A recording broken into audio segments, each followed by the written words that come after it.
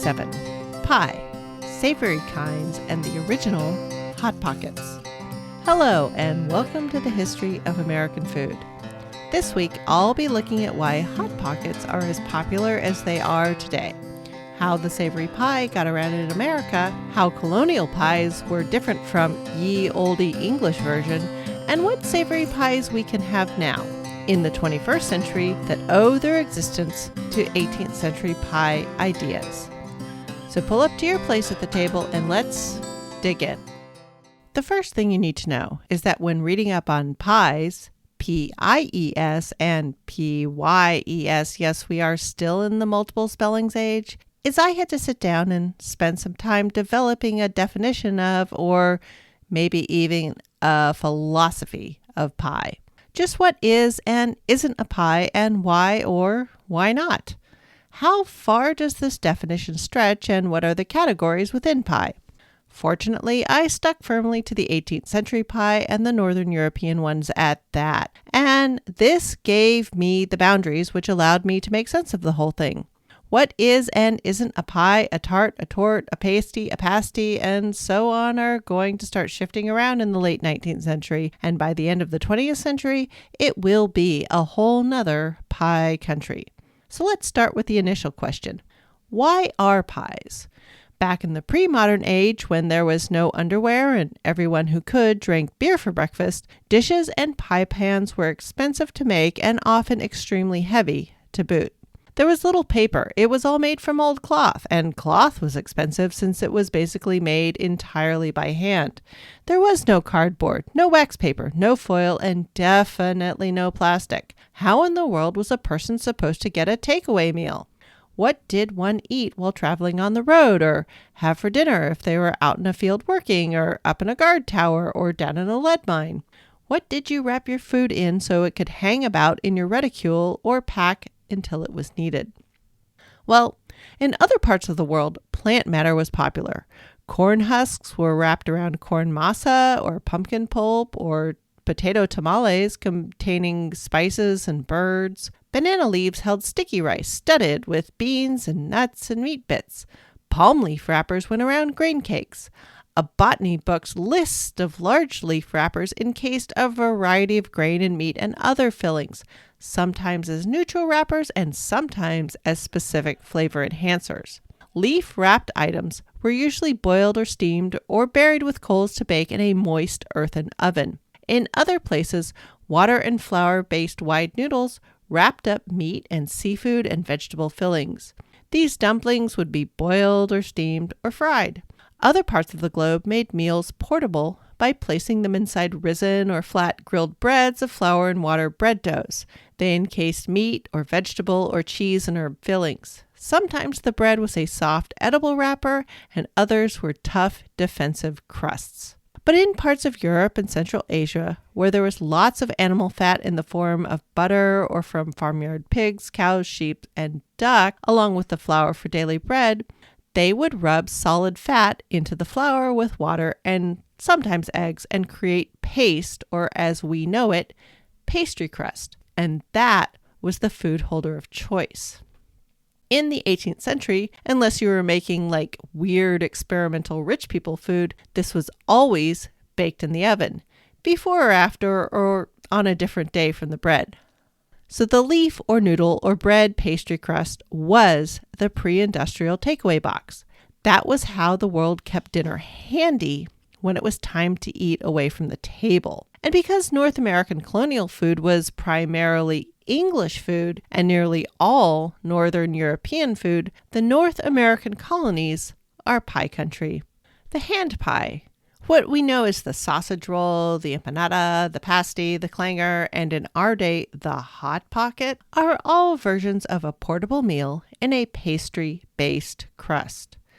If you're wondering about some other favorites like pierogi, calzones, and the bao bun, these are all bread coverings, and in the 18th century English cuisine version of the world do not qualify as pie. Due to the low fat content in their coverings and the stretchiness of their doughs, they fall into or near the dumpling category. And we can argue all about that on Twitter, but I have somewhere to get right now. So, There were more than hand pies. There were also grand pies. The pigeon pie that did in Bratty King Joffrey in Game of Thrones, the one from the nursery rhyme that released 4 and 20 blackbirds, the Yorkshire Christmas pie that has a turkey, make sure it's a large one, stuffed with a goose, stuffed with a fowl, stuffed with a partridge, stuffed with a pigeon, and then surrounded with a hare or two, some woodcock or whatever sort of wild fowl you can get. These were baked in a strong standing crust made with hot water and melted fat. They acted as custom roasting pans and storage vessels and possibly even presentation dishes. Making these pastry custom baking tins and serving dishes was a useful approach for grand banquets as well. Before the large porcelain services started arriving from Cipaille or Cathay or China, they're all the same place, or being manufactured in the potteries of Delft, Holland or Staffordshire, England, each section of banquet trestle, or even each pair of diners could get their own pie. Besides not having to find and make the dishes and then worry about breakage, and in the days before running water, also not having to worry about washing up the dishes, disposable pie crusts were a boon. And the crust could be tossed on the floor with the rushes to be gnawed on by dogs or sent out to the poor as alms, whatever needed to be done. Pies were also ways to store the jellied eels, collared veal, and the citrus, raisin, and spice-studded mince for the 12 days of Christmas. There were even extra fancy pie coffins, a pastry case and lid that were intricately covered with the birds and flowers and geometric designs, sometimes with bits colored red with cochineal, that is a crushed, vibrant red South American bug that live off the magenta cactus juices, if you're curious, yellow with saffron, and blue or green using a variety of possibly poisonous powders. These intricate items were meant to act as covers for finished dishes spooned into special thick serving pie cases and sent to the table as a pie. And then the fancy top was lifted off and the concoction inside was served to the guests. So like the poisonous powders ended up not mattering because the fancy lid was kept for another occasion. Sometimes it's hard to remember that most of the whole world for a very long time did not eat from reusable plates or bowls. We ate out of hand, out of animal stomachs, and off of leaves. So the crust, and in England specifically, the fat and wheat or wheat and barley or rye flour pie crust was a perfectly sensible and handy package to serve food, to carry food around in, and to eat food from, and sometimes even consuming the crust as well. Over time, as milling improved and plates arrived, the toughness of the crust would diminish. Crust would become more a part of the meal and less the dish for the meal. In the 18th century, tin became a more common kitchen material, which meant pies didn't have to always be their own pan. Pie crusts were still sometimes used as a pan, and takeaway containers, the portable hand pie, had lost no popularity. But for table pies, crusts started to have the support of pie tins and pie dishes, so the crust could become more edible and didn't have to be quite so sturdy. And with the arrival of sugar to more of the masses meant the crust would sometimes be sweet and actually be an essential part of the dish. It was no longer a container to be left behind at all, and that sort of thing, those were usually classed as tarts. Where the crust is explicitly part of the pie, its consumption is part of the dish. And by the way, what the Queen of Hearts was making and what the Knave of Hearts stole before we get to the blackbird pie. But sweet pies and tarts will have to wait until next week. This week is just about those savory 18th century pies. The pie had a very different presence in the North American colonies than it did back in England. There are several reasons, but a big one I am finding out has to do with bakeries. Compared to the well-established bakery culture back at home, colonial baking was barely getting up off the ground. There were very few places that had a large enough and wealthy enough population, except in a few port cities in New England and the Mid-Atlantic, to support a bakery. Almost everyone at this point lived on a farm or in smaller villages that mostly did for themselves. And in the southern colonies, most of the wealth was scattered around in widely dispersed plantations that were each their own closed business loops. They were modeling the mercantile spirit by producing and consuming as much as possible at home, except for exporting one or two things to get cash and importing just a few luxuries for just a few people. So absent bakeries, selling baked goods on the side and out of homes was much more common. Taverns would have baked goods, and bakeries did appear, especially as milling took off, but the English style of established villages dotting the countryside, each with a bakery or two, and a bakery at the big house, was not at all how the colonies were setting themselves up. I've been puzzling over why, even though we come from so many of the same Northern European culinary roots, why did America become #sandwich nation, yet England remained fond of pies? Why did we have to relearn the empanada? Why, to us, is a sausage roll in a flaky pastry such a wonder? And why was our 20th century America such a pie wasteland that Hot Pocket brand hand pies were able to get into our national psyche so thoroughly that they can practically operate as a currency? There are still many threads hanging out there as to how this all came together. But for most of the 18th century in the British colonies, all the cookery books are English or adaptations of English cookery. And even the manuscript cookbook I got to look at during my trip to the New York Public Library reads much like the contemporary cookbooks of England. So pies are prevalent.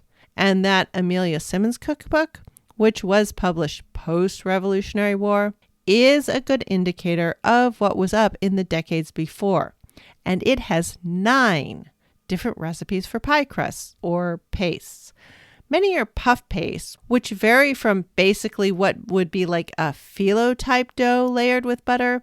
That is a flour and water paste layered or rolled with butter like 9 or 10 separate folds, to strong crusts made of butter rubbed into flour and then wet with water and the whites of several eggs, to delicate crusts that are familiar to us, butter rubbed into flour and then wet with cold water to just barely bring things together. There are also sweet pastes, much like the modern French pâte sucrée, which will matter a lot next week.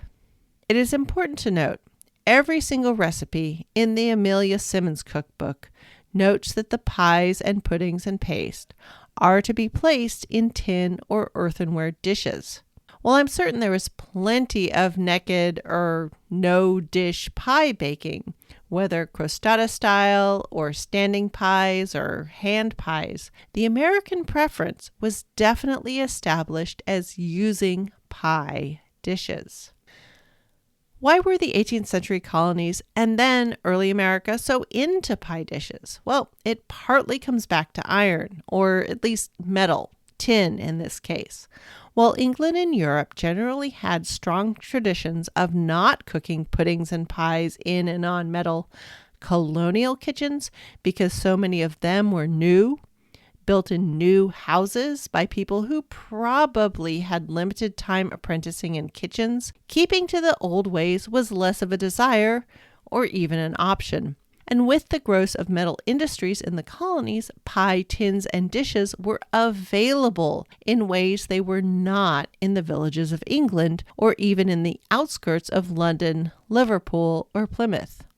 While there were colonizing families that had roots going back 50 or even 100 years in the 18th century colonies, the majority of the colonial population were recent imports. And the cooks were usually indentured servants or wives on speculation, often those functionally orphaned teenage girls. And these would be the people who had not had the long apprenticeship at the fireside that made for enthusiastic pie makers. And none of them would have come from a prosperous bakery background where they would have both the capital to set up a bakery or the skills that apprenticeship in such a place would grant them. I mean, after all, anyone happy in their English bakery life was staying put. It is worth noting that German enclaves were more likely to have bakeries, but these were also the places likely to have merchant mills and have entire families with capital coming to specifically set up businesses, sawmills, breweries, cooperages, dairies, and so on, while England was still looking at its colonies as an extractive venture. So was not encouraging the setting up of businesses.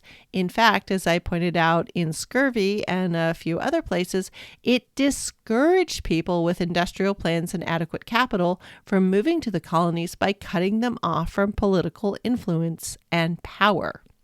So as the colonies creep up on the Revolutionary War, the most successful wealthy men who owned the most land and industry in the colonies were actively being ignored and even sneered at by London.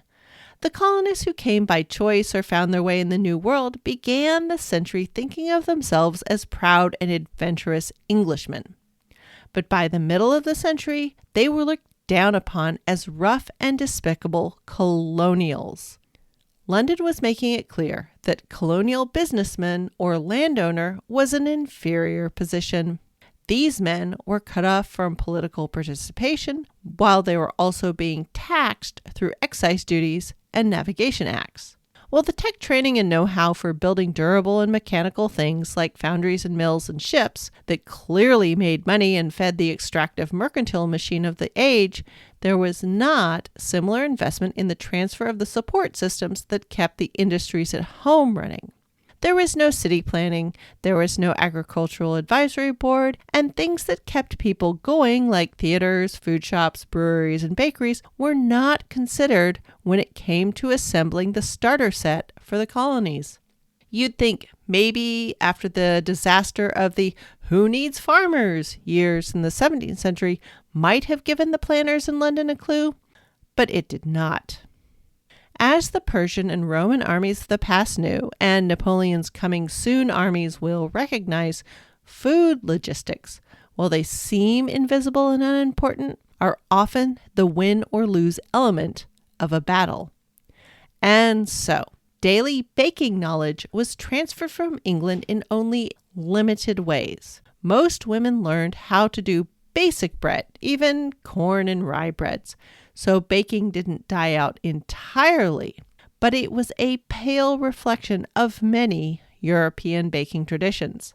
So for all the time it takes to learn to make a pie crust, the motivation simply wasn't there for everyone to master it. Now, as a quick aside, to get good at pie crust, approach the task with the spirit of a fearless 9-year-old. I say this because I was lucky enough to mess about with it as a little kid, so I know it takes many reps, lots of watching, and a distinct tolerance for some failure. And as a kid, I was lucky enough to have kitchen teachers that expected a learning curve, so I got my janky pie crust out of the way at about age 10. It's just that then I was used to trying lots of things that were hard and weird. Reading the word pneumonia out loud, figuring out how to throw a frisbee, and learning how to make a pie crust held about the same level of challenge at that point. Now back to the 18th century. For a population that had limited access to the sort of flour that made pie crusts, who's going to mess about with the unfamiliar? So as a result, in the colonies, pies retreated from their position as everyday food to fancy people and special occasion food. Instead of all women making pie crust to encase food because there was no choice, that sort of pie became an outlier. In fact, why not make a pie in a dish or a tin? Far fewer things can go wrong, and it's guaranteed that the crust, made of this newly available flour, will be eaten and appreciated.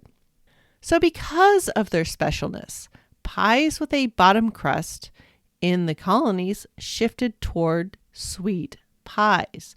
The meat pies or savory pies generally became less common, and because they required far more work and knowledge than the rest of everyday cooking, they began to retreat from the common tables and were even less popular on fancy tables, except for this one sort of pie that remained, and its distant descendant is the ever popular chicken pot pie. Generally, these are items that were considered pies because they had a crust on top, but unlike the portable and self-contained pies they descended from, the bottom of the container was a pot or a dish. In 18th century North America colonial cookery, that container was almost always that smallish iron pot that hung over the fire. The result was a stew-type food with crust on top and maybe or maybe not a crust lining the inside of the metal pot. This style of cooking lives on, as I said, as chicken pot pie and commonly after Thanksgiving as turkey pot pie. Many cuisines in Central Asia and Central Europe use the pastry lid technique even now, and Persian cooking probably has some of the tastiest and most complex examples.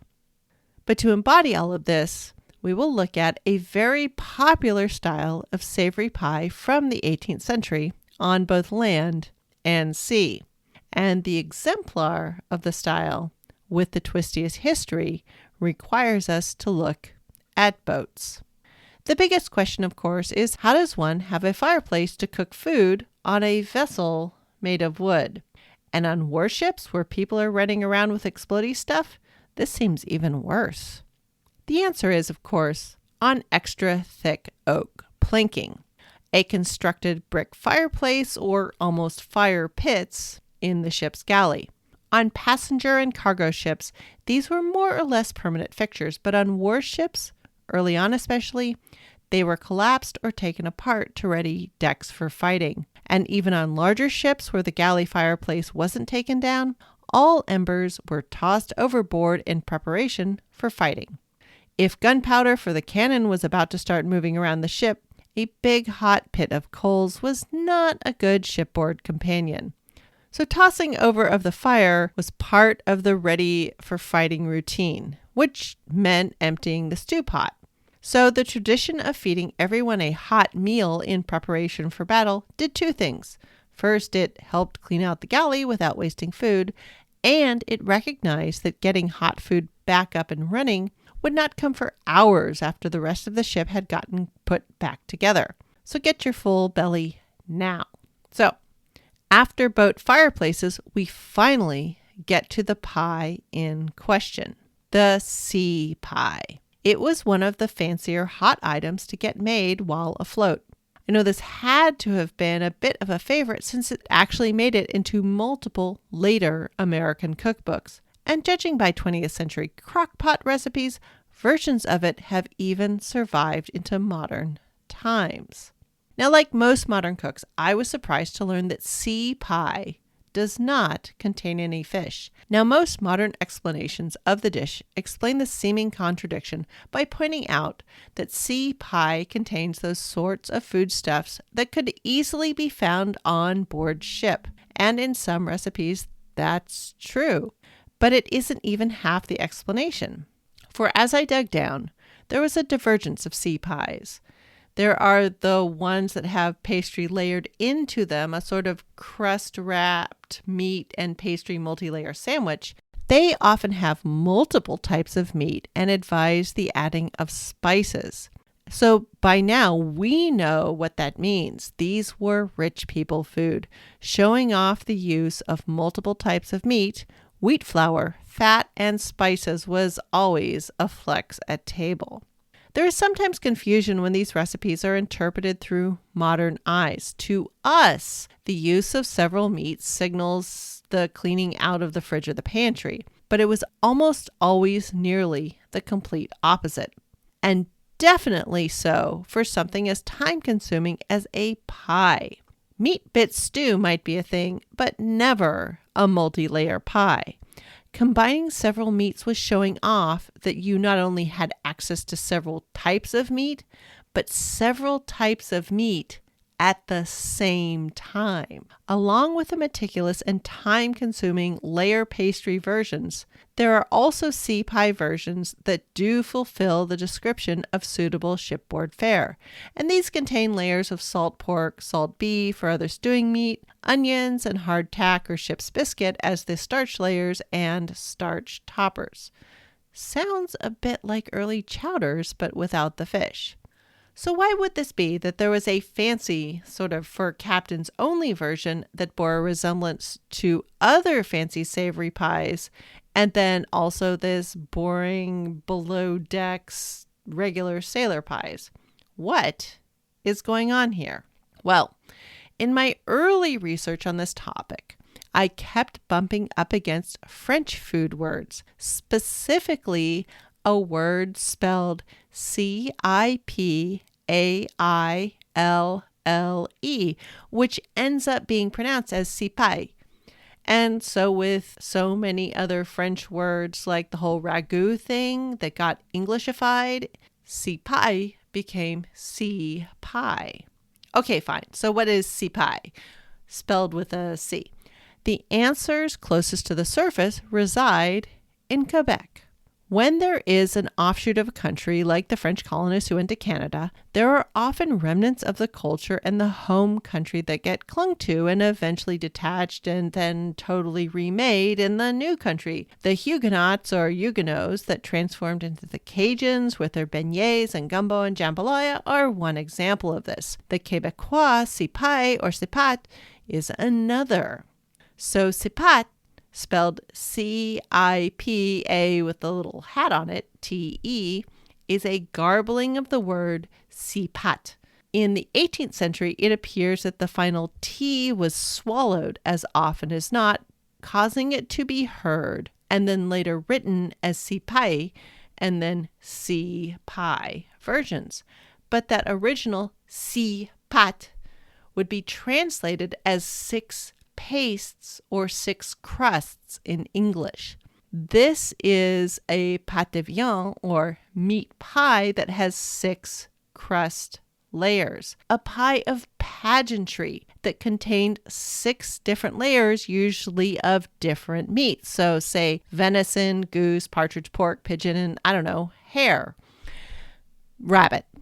This is the sort of thing that would have been served at feast tables to completely show off. But when descendants of the multi-meat layered Cipaille showed up in Amelia Simmons' American Cookbook, it was aimed at people looking for a nice but not necessarily super fancy dish. Her version lists only pigeons and ham. Well, the Cipâtes Six-Pâtes pie was baked in an oven and got the traditional crispy pie crust. Our well-fed ship's captains didn't have access to an oven. In the 19th century, there might be like a spirit lamp or alcohol burner a captain's steward could use. Check out that rectangular silver cooker thingy used in Master and Commander Far Side of the Ocean movie. But for the most part, in the 18th century, while the captain and officers were getting better food with more savor and variety, everyone, regardless of station, was stuck with boiled and occasionally a bit of roasted or toasted food. So how in the world do you make a boiled pie? Well, obviously you pop it in a deep tin, cover it up with a sturdy top crust, wrap it tightly in a cloth, and boil away. A few hours should do. Now, if you were just a regular sailor, the layered stew would go in a pot. A crust would be put on top, made of probably crushed, wetted, and stuck back together biscuit, and would be used to cover the cauldron and once again bubble away over the fire. So the flour and fat crusted dish resulted in a stewed layered dish, but so did the one with just the top crust. It's just one was fancier than the other. And so the name Cipaille stuck both to the fancy layered crust version and the stew with a crust on top version. And the name Cipaille, S-E-A-P-I-E, stuck and pretty much took over the naming of the dish. Now, over time, the desire to show off a variety of meats as a dinner table flex lessened. And the instruction of placing layers of pastry between layers of meat also lost appeal. Modern Quebecois recipes for Cipaille, however you spell it, abound, and frankly raise the food competitiveness and, corrections to a level I've only ever seen around Texas chili recipes. But they all have a top and bottom crust. They all have a mixture of meat, with salt pork or unsmoked bacon almost always present. Sometimes there are vegetables, but Onions with only herbs and no spices are the most common. There is a highly spiced pie, the Quebecois tout cœur, is where the real spice is found.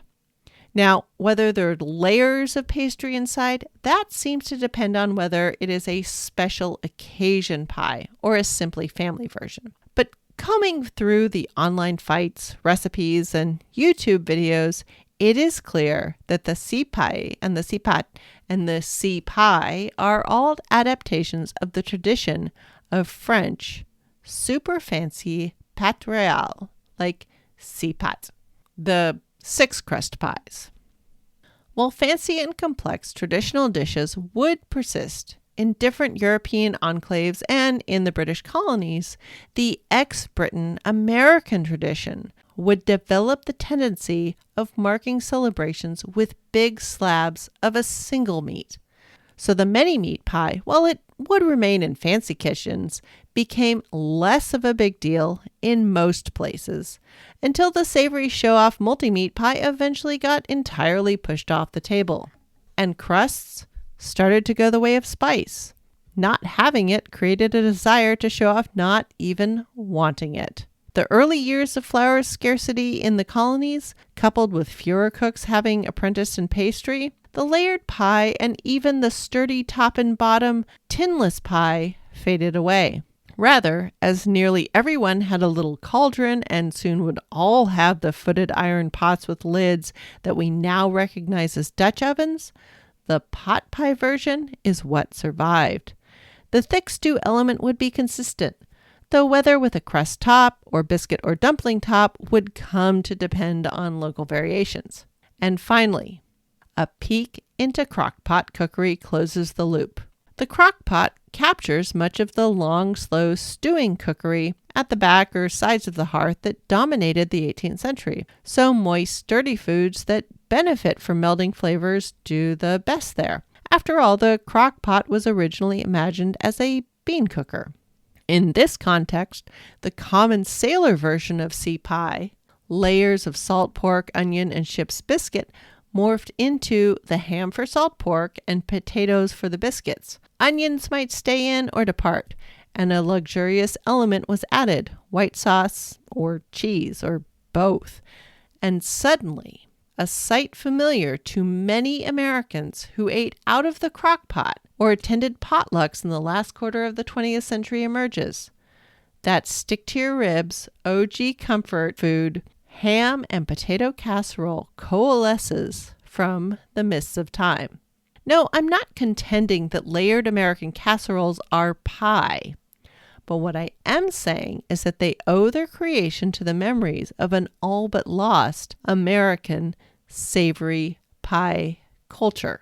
So at the very end of all this crust and intrigue, the clear conclusion is that savory pie is delicious and needs to play a larger part in our American cuisine, especially since with our tendency to favor the working lunch. Hot Pockets and their kind are here to stay, but I'm always going to put forward my personal favorite filling of a spanakopita type with some mushrooms thrown in. That is, a mix of greens, ricotta or cottage cheese, feta, and then herbs plus a quick hit of nutmeg have always made me very happy. And if you're looking for more savory pie ideas, definitely, on the advice of my sister, go check out the Great British Bake Off shows on pie. They'll definitely give you some ideas. Now, for more on pie, join me next week as I take on the second half of the pie conundrum, tarts and cheesecakes and other sweetie pies, and the possibly divisive question of whether a liver pudding in a crust is a suitable dish for the second course. All of these problems shall hopefully be answered in the 18th century context before the country all scatters to the winds and every last rule of genteel dining comes into question. Thanks for listening. Show notes for this episode will be at thehistoryofamericanfood.blogspot.com. Any email, questions, or quibbles will reach me at thehistoryofamericanfood@gmail.com. A few words to review this podcast really do make a difference and make me more visible on the podcast widget of your choice. Along with the promised pictures and links, I've also included any interesting media I consumed for the episode. Really, I'm keeping up. Music for this podcast is Fingerlympics by Dr. Turtle, and the link to the show notes is also in the show's Twitter bio and Insta bio at THOA Food and in the show description.